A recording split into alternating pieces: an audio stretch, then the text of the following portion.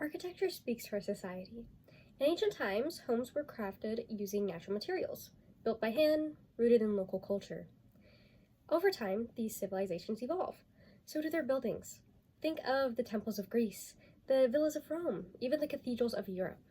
They each tell stories that will be listened to until the end of time. Every column, every inch, every detail was a reflection of society's values, identity, and their pride. Until the Industrial Revolution, mass production, steel and concrete brought new possibilities, but also new priorities.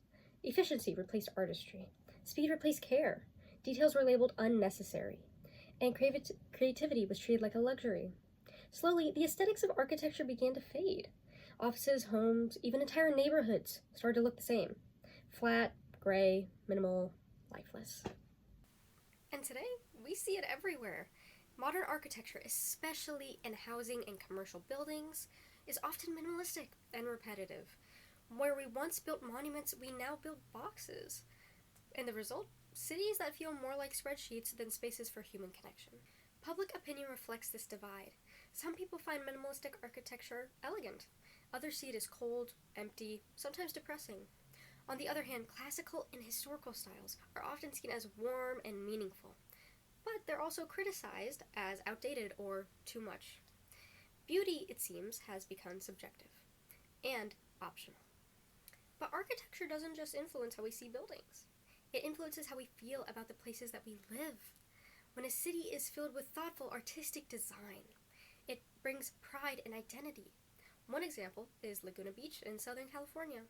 The downtown area is lined with creativity around every corner and with thought put into each house. A neighborhood with character feels like a place to belong. When architecture is bland and uniform, that emotional connection disappears, and people feel less invested, less inspired.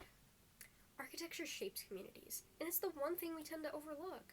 People who appreciate certain aesthetics naturally gravitate towards areas that reflect those values. Minimalists may feel more at home in sleek, simple suburbs. Others might feel drawn to historic districts, full of charm and detail. In that way, the environment becomes a mirror, bringing together people who think and feel similarly. Architecture at its best doesn't just serve us, it reflects us and our character. When we design spaces that inspire, we don't just build better cities, we build better communities. When society recognizes the beneficial impact of architecture, only then will we be truly connected.